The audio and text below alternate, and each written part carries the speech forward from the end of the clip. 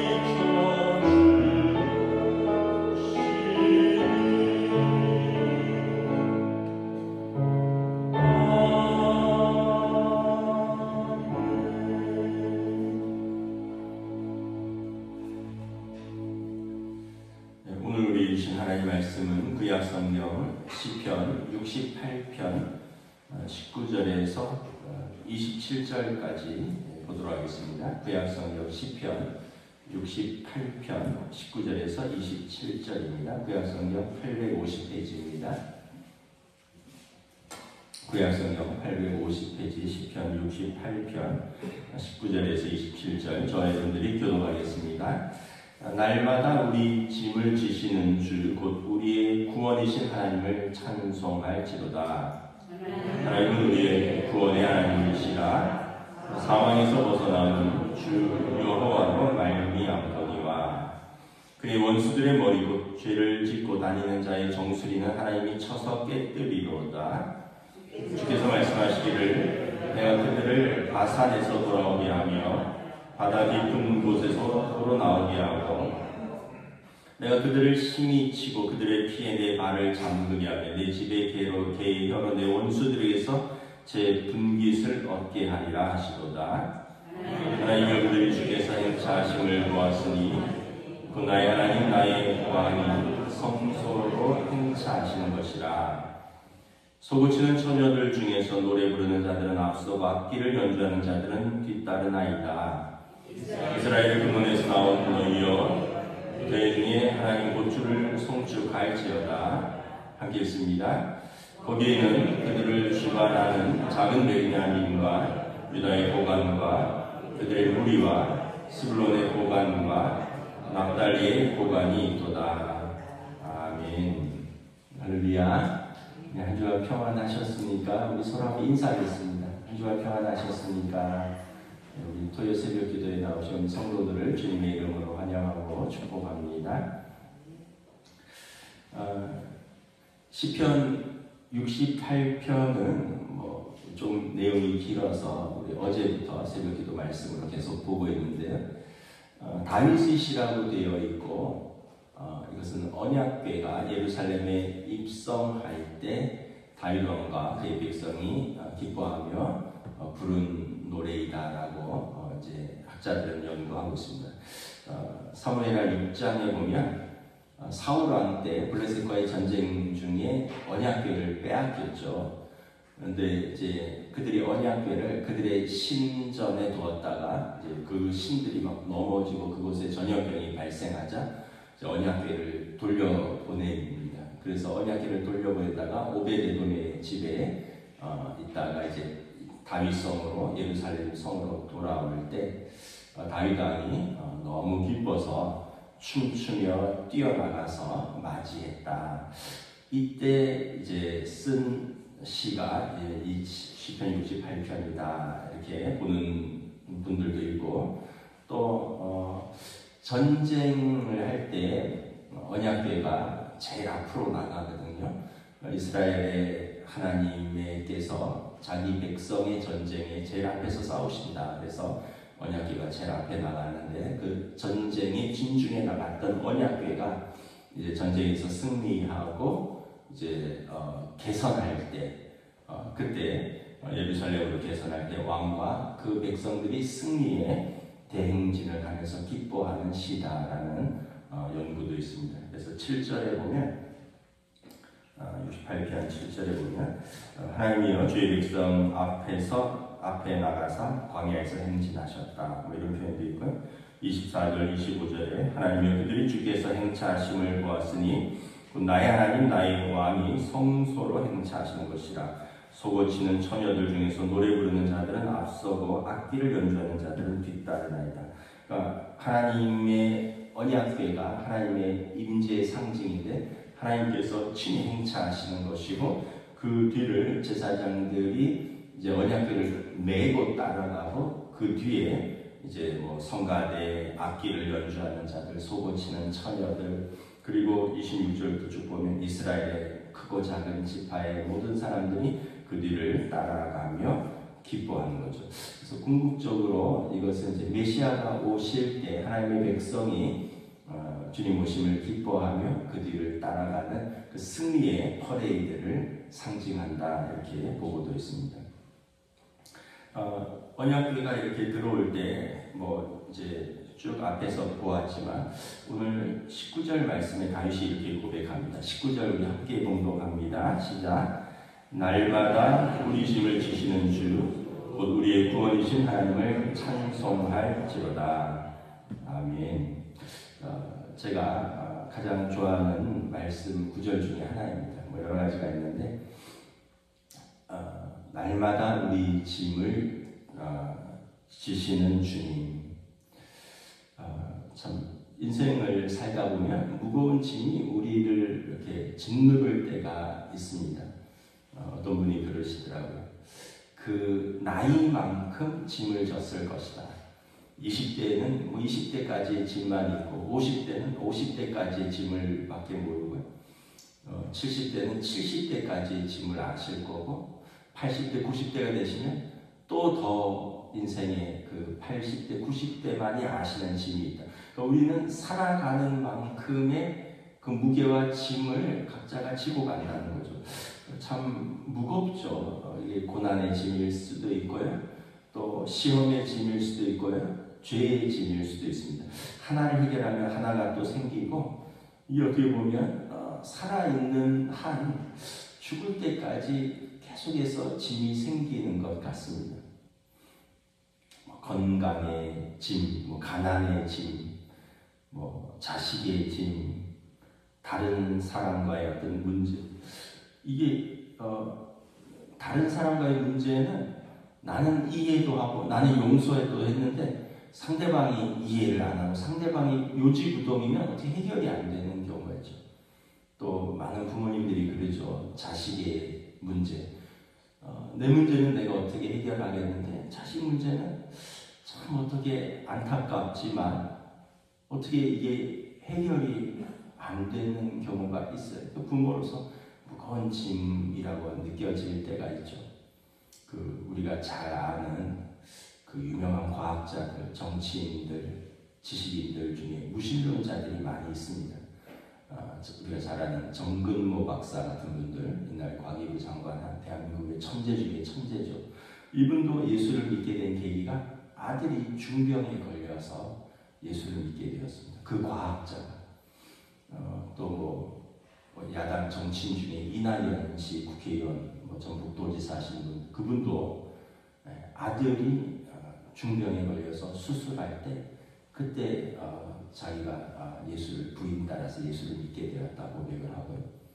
대한민국의 석학이신 이어령 박사도 딸 때문에 딸이 삶에 무거운 짐이 너무 많고 또 딸이 나중에 암으로 이렇게 고생하고 그런 가운데서 딸이 그 소망을 잃지 않는 걸 보면서 또 딸 때문에 이제 예수님을 영접하게 됐죠.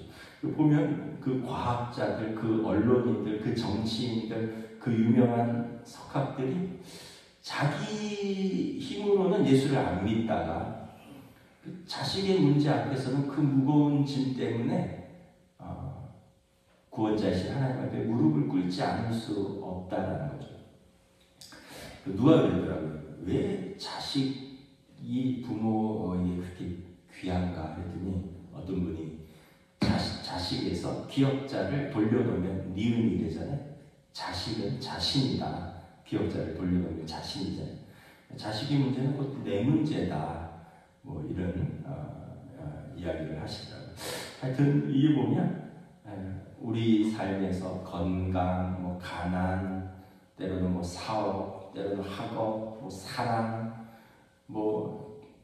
다른 사람과의 어떤 관계, 이런 여러 가지 무거운 짐들이 계속해서 밀려옵니다. 젊었을 때는 학업이나 사랑 이런 거겠죠. 이제 좀 나이 들어서는 이제 어떤 사업이라든가 일이라든가 또 자식이라든가 또 노년이 되면 건강이라든가 내 자식과 자식의 자식과 끊임없이 우리에게 밀려오는 무거운 짐들이 있습니다.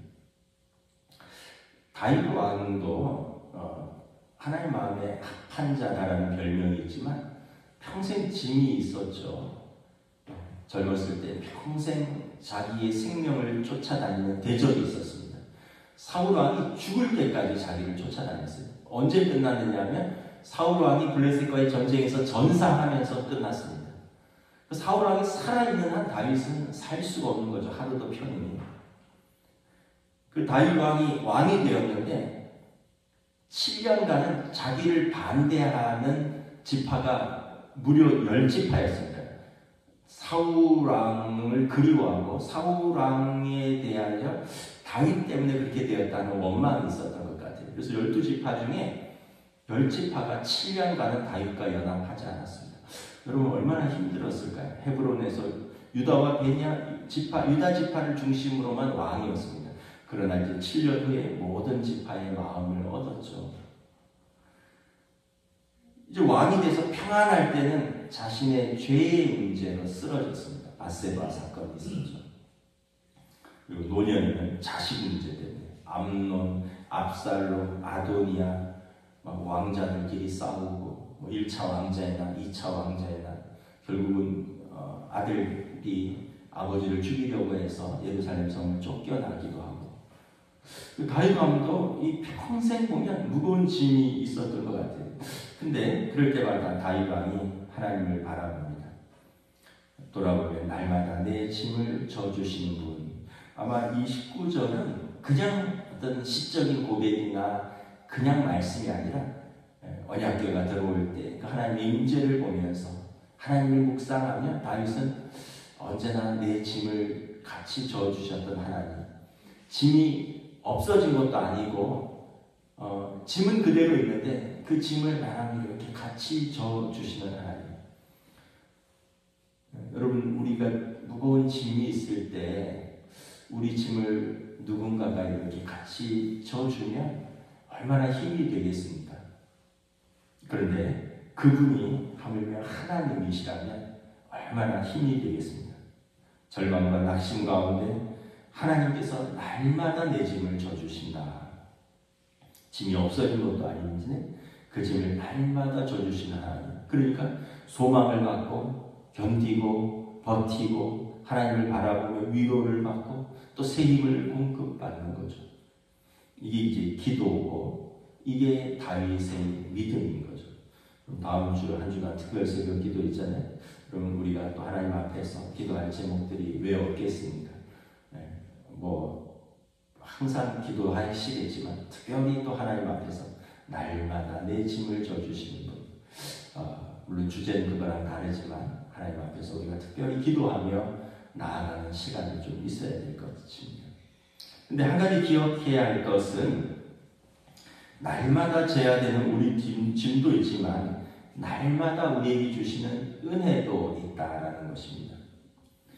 그 맥스 루케이도라는 그 유명한 목사님이 계셔요. 그분이 이제 그런 글을 썼습니다. 5살 때 삼촌과 처음 바다를 가고 왔대요. 산타모니카 해변에 갔었는데 산타모니카 해변은 참 저희도 추억의 장소입니다. 자주 갔었거든요. 아이들 어렸을 때. 백사장이 굉장히 넓고요. 파도가 이렇게 태평양에 밀려오는데 이제 맥스 루케이도 목사님이 5살 때 삼촌하고 처음 이 산타모니카 해변에 갔는데 이렇게 아이들이 이렇게 말씀만 있고 물에 첨벙첨벙하다가 파도가 밀려오면 싹 피했다가 파도가 밀려가면 또 이렇게 물에 살짝 들어가고 첨벙첨벙 놀고 있다가 문득 그게 궁금해졌대요. 삼촌, 아니 왜 저 파도는 어디서 밀려오는 거예요? 그리고 저건 언제까지 밀려오는 거예요? 한참 놀다 보니까 오후쯤 됐는데 계속 파도가 밀려오는 걸 보면서 궁금해진 거죠. 5살 사이 아이가 삼촌에게 물어보니까 이렇게 삼촌이 대답했대요.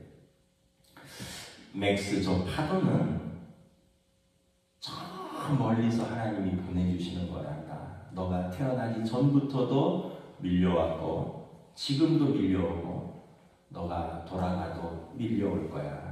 저 파도는 삼촌이 어렸을 때도 밀려왔고 이제 나중에 너가 늙어서도 이 파도는 동일하게 밀려올 거야. 하나님이 처음 하늘과 땅과 바다를 만들었을 때부터 밀려오는 거란다. 그러면서 앞으로도 계속 밀려올 건데 5살 어린 맥스 목사님의 마음에 평생이 기억되는 잊을 수 없는 말을 삼촌이 남겼대요. 맥스, 하나님의 은혜는 이와 같아서 전에도 밀려오고 지금도 밀려오고 앞으로도 계속 밀려올 거야. 5살 어린 소년이 그 말에 크게 은혜를 받았대. 평생 그게 마음에 남았다는 거죠. 하나님의 은혜는 저 파도와 같아서 전에도 밀려왔고 지금도 밀려오고 앞으로도 동일하게 밀려올 것이다. 여러분, 우리가 죽을 때까지 짐도 계속 오지만 짐만 있는 게 아니죠. 짐만 있으면 어찌 살겠어요? 하나님의 은혜도 동일하게 계속 밀려오는 겁니다. 그리고 과거에도 하나님의 은혜는 우리에게 있었고 현재도 우리에게 있고 미래에도 계속 있을 것입니다. 그래서 무거운 짐이 있지만 날마다 우리 짐을 져주시는 하나님께서 우리 곁에 계시고 하나님의 은혜를 계속 공급해 주신다는 거예요. 여러분들도 이 말씀 기억해 보시면 좋을 것 같아요. 하나님의 은혜는 이와 같아서 전에도 지금도 앞으로도 계속해서 우리에게 밀려올 것이다. 히브리서 13장 5절 6절에 그가 친히 말씀하시기를 내가 결코 너희를 버리지 아니하고 너희를 떠나지 아니하리라 하셨느니라. 그러므로 우리가 담대히 말하되 주는 나를 돕는 이시니 내가 무서워하지 아니하겠노라. 사람이 내게 어찌하리요. 우리가 두려운 상황이 얼마나 많습니까? 두려운 사람도 있고 두려운 대적도 많고 두려운 상황도 있고 두려운 내가 풀 수 없는 문제도 있고 그런데 시편 27편도 다윗의 고백인데 이것을 히브리서 기자가 받아서 쓴 겁니다. 하나님이 나를 버리지도 아니하고 나를 떠나지도 아니하리니 그러므로 주께서 나를 도우시니 내가 무서워하지 아니하겠노라. 사람이 내게 어찌하리요. 날마다 우리 짐을 져주시는 우리 하나님을 손을 꼭 붙드시는 저와 여러분 되시기를 축복합니다. 우리 20절 함께 공부하겠습니다. 시작. 하나님은 우리에게 구원의 하나님이시라. 사망에서 벗어남은 주 여호와로 말미암느니라. 언약궤가 들어온다는 얘기는 전쟁에서 승리했다는 얘기합니다. 전쟁에서 언약궤가 제일 먼저 앞선다 그랬잖아요. 하나님의 전쟁인 거죠. 언약궤가 들어올 때 이 승리의 개선의 행진인 거죠. 그러면 이 백성에게는 구원의 하나님이신 겁니다. 그럼 전쟁에서 지면 어떻게 돼요? 땅은 폐허가 되고 남자들은 죽고 여인들은 수치를 당하고 아이들은 부모를 잃습니다. 그러나 전쟁에서 승리하시는 하나님의 임재 가운데 하나님이 우리를 구원하셨다. 다윗은 언약궤가 항상 들어오고 나갈 때마다 구원의 하나님. 그래서 개인적으로도 구원의 하나님이고 이것은 이스라엘 민족적으로도 구원의 하나님이시다라는 겁니다. 구원의 하나님께서 사망에서 우리를 벗어나게 하셨다. 물론 이제 전쟁이 직접적인 생명과 관계가 있지만 하나님은 우리의 구원의 하나님이시다. 제일 중요한 것이 무엇일까요? 제일 중요한 것이 무엇일까? 생명 아닙니까? 생명? 근데 이제 우리가 생명보다 다른 거를 더 앞에 놓을 때가 있습니다. 그러다 보니까 학생들이 공부하다 낙심하면 생명을 끊기고 또 연인들이 젊은이들이 사랑하다가 거절당하면 생명을 끊기도 하고 또 어떤 가장이 일을 하다가 일이 잘 안 되고 그러면 낙심해서 생명을 끊기도 하고 근데 사실 생명이 있어야 그 공부도 의미가 있고 생명이 있어야 그 돈도 의미가 있고 생명이 있어야 그 일도 의미가 있고 생명이 있어야 그 사랑도 의미가 있고 생명이 있어야 그 성취도 의미가 있고 생명이 있어야 그 가족도 의미가 있는데 우리가 그 구원의 하나님을 바라보지 못하면 그 일 때문에 가장 중요한 생명을 놓칠 수가 있다는 거죠. 다윗 왕이 생명에 대해서 얼마나 많이 묵상을 했겠습니까? 아까 말씀드렸다시피 젊었을 때 10년 이상을 생명의 위협을 받았는데 사울 왕이 성경에 보면 군사 3,000명을 이끌고 직접 출동하게 됐습니다. 여러분 군사 3,000명 한 연대 병력을 이끌고 그 광야에 직접 출동을 하는 거예요. 근데 그 팔레스틴에 지금 가자 지구처럼 땅굴이 많거든요. 거기 석회암으로 돼 있고 그러다 보니까 천연 동굴들이 많은 거예요. 다윗이 그 굴에 숨어 있고 숲으로 도망가고 그 굴에 심지어 사울왕이 들어오기까지 했잖아요. 얼마나 두려웠을까. 여러분 그래 본 적은 없잖아요. 우리가 뭐 마음이 힘들어서 사람을 피한 적은 있어도 땅끝까지 도망가고 굴까지 도망가고 잡히면 죽고 이 정도는 아니었잖아요. 그러니까 다윗 왕은 항상 생명에 대한 그 위협을 받는 삶, 생명이 얼마나 귀한지를 가장 젊을 때 묵상했던 거죠. 근데 그의 고백이 뭡니까? 항상 하나님 내 산성이요 요새시요 내 생명의 능력이시라.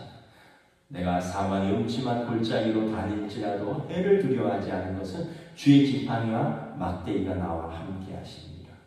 그래서 주께서 내 원수의 목전에서 내게 상을 차려주실 것이다. 그러니까 가장 강력한 분이 내 편이다라는 이 자신감이 있으니까 도망 다니지만 지금은 고단하지만 마치 사도 바울의 고백처럼 현재의 고난은 장차 있을 영광과 좋게 비교할 수 없기 때문에 내가 그 구원에 하나님께 소망을 두고 내가 지금 이겨나간다는 거죠. 그래서 시편 27편 1절도 다윗의 시인데 여호와는 나의 빛이요 나의 구원이시니 내가 누구를 두려워하리요 여호와는 내 생명의 능력이시니 내가 누구를 무서워하리요. 여호와께서 내 생명의 능력이시라. 우리 지난주일 본문이 느헤미야 8장 10절에 여호와를 기뻐하는 것이 우리의 능력이라. 그래서 오늘 본문 20절도 하나님은 우리의 구원의 하나님이시라. 사망에서 벗어남은 주 여호와로 말미암으리라. 하나님은 우리의 구원이시고 사망에서 우리를 벗어나게 하신다. 예수님께서 오심으로 죄로 말미암아 어둠에 있던 자기 백성을 빛으로 이끄셨고 또 죄의 권세 아래 사탄의 권세 아래 놓여있는 우리를 자유케 하시고 우리를 생명으로 이끄셨습니다. 근데 이거는 죄의 삭선 사망이라고 그랬잖아요. 그래서 우리가 죄값을 반드시 치러야 하는데 결국은 그것은 사망으로 귀결될 수밖에 없는데 예수님이 오셔서 속량하셨다는 거죠. 자기 백성을 위해서 죄값을 치르셨다는 거예요. 아까 인생의 나이만큼 인생의 무게가 있다 했지만 인생의 나이만큼 우리 죄도 많은 거죠. 사는 것은 곧 죄를 짓는 것이나 마찬가지죠. 그럼에도 불구하고 우리에게 소망이 있으면 예수님의 속량으로 우리가 생명을 얻은 것이죠. 그래서 초대교회 성도들의 고백이 뭐냐면 예수는 그리스도이시다라는 고백입니다. 예수는 그리스도이다. 예수는 이제 사람 이름이잖아요. 그리스도이시다는 직책입니다. 그리스도는 헬라어로 크리스토스, 히브리어로 메시아, 메사이아, 그리고 이제 우리말로 구원자. 예수께서 구원자이시다. 예수께서 기름 부음 받은 자이시고 예수께서 우리의 구원자이시다. 하나님은 세상을 이처럼 사랑하사 독생자를 주셨으니 이는 저를 믿는 자마다 멸망치 않고 영생을 얻게 하려 하십니다.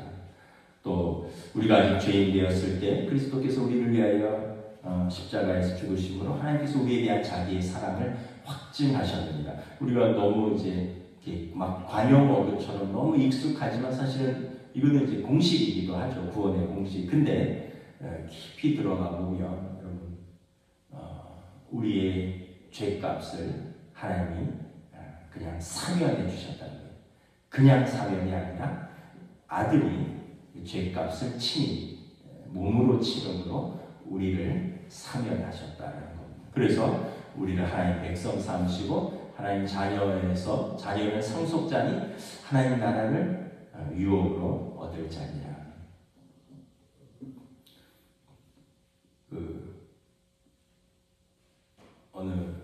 우리 권사님이 아니라 어느 권사님이 길을 가다가 이렇게 너무 아파트들이 쫙 들어서 있잖아요. 너무 마음이 상하는 거예요. 저렇게 집이 많은데 내 집은 한 채가 없을까? 이게 너무 마음이 상하는 거예요. 평생 일하고 평생 열심히 살았는데 저렇게 집이 많은데 왜 내 이름으로 된 집은 없을까? 그런데 하나님이 주시는 위로의 말씀이 이렇게 기도하는데 딸아 사랑하는 내 딸아 내 집에 너 이름으로 된 집이 있다. 그 요한복음 14장 말씀에 너희는 마음에 근심하지 말라. 하나님을 믿으니 또 나를 믿으라. 내 아버지 집에 거할 곳이 많도다. 내가 너희보다 먼저 앞서가서 너희를 위하여 거처를 얘기하고 내가 너희를 영접하리라. 그러면서 예수님께서 내가 길이요 진리요 생명이니 나로 말미암지 않고는 아버지께로 가볼 자가 없느니라. 우리가 예수님의 이름으로 아버지께 나아가면 우리보다 먼저 하나님 나라에서 저와 여러분의 이름으로 이렇게 우리를 위한 하나님 나라의 거처가 예비되어 있다. 요즘은 뭐 그런 일들이 별로 없는데 옛날에는 다 집에 문패에 이렇게 이름들이 있었잖아요. 예를 들면 필동로 3길 5단 이러면 거기 그 가장의 이름, 아버지 이름, 그 사람들이 누구네 집이구나. 근데 요즘은 이름 안 써붙이지만 하나님 나라에 가면 우리 이름으로 된 각자의 하나님 나라의 영원한 거처가 있다 이렇게 생각하면 또 우리가 위로가 되죠. 왜냐하면 우리의 믿음은 뭐냐면 하나님은 살아계시며 그리고 악인들을 심판하시고 하나님을 찾는 의인들에게 상 주신다. 이것을 우리가 믿는 자들이기 때문에 이것은 하나님의 언약이고 예수 그리스도를 믿는 자는 하나님의 자녀가 되는 권세를 주셨고 자녀면 상속자니 곧 하나님 나라를 유업으로 얻을 자니라. 이것은 우리의 고백이 아니라 그분의 언약이시기 때문에 우리가 그 언약을 믿고 이 땅에서 짐도 많고 또 때로는 이 땅에서 우리 집도 없지만 우리의 짐을 날마다 져주시는 구원의 하나님, 생명의 하나님이 우리에게 영원한 하나님 나라를 약속하셨기 때문에 오늘도 우리는 소망을 가지는 것입니다. 다윗왕은 하나님의 임재의 이 언약궤를 보면서 늘 하나님의 임재를 묵상했던 사람입니다. 그래서 하나님께서 그에 대해서 별명이 하나님 마음에 합한 자. 우리가 오늘 시편 68편 묵상을 마치면서 날마다 우리 짐을 져주시고 날마다 우리의 구원이 되시는 하나님을 우리가 손잡고 동행하는 저와 여러분 되시기를 우리 주님의 이름으로 축복합니다. 기도하겠습니다. 하나님 은혜를 감사합니다. 참으로 인생을 살아간다는 것은 광야와 같은 거친 인생길이기도 하고 또 우리 각자가 져야 할 무거운 짐이 있는 현실이기도 합니다. 또한 때로는 우리를 모함하고 우리를 노리는 대적들도 있으며 또 산처럼 우리를 가로막는 우리의 인생의 장애물들도 있습니다. 또 우리가 죄 가운데 연약하여 넘어지고 우리 스스로도 자격에 이르지 못하고 미치지 못할 때도 있습니다. 그럼에도 불구하고 하나님께서 우리의 짐을 져주시는, 왜냐하면 하나님께서 우리의 아버지 되시니 언제나 그 연약한 자녀들의 무거운 짐을 지고 힘겨워하는 자녀들에게 손을 내밀어 주시는 좋으신 아버지 하나님, 수고하고 무거운 짐진 자들아 다 내게로 오라.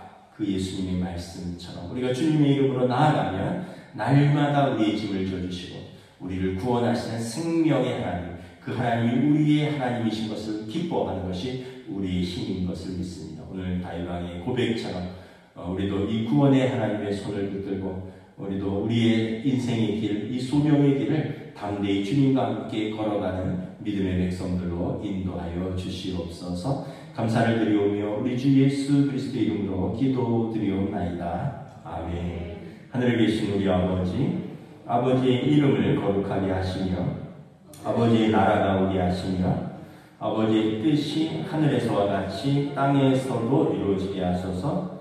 오늘 우리에게 일용할 양식을 주시고 우리가 우리에게 잘못한 사람을 용서하여 준 것 같이 우리 죄를 용서하여 주시고 우리를 시험에 빠지지 않게 하시고 악에서 구하소서. 나라와 권능과 영광이 영원히 아버지의 것입니다. 아멘.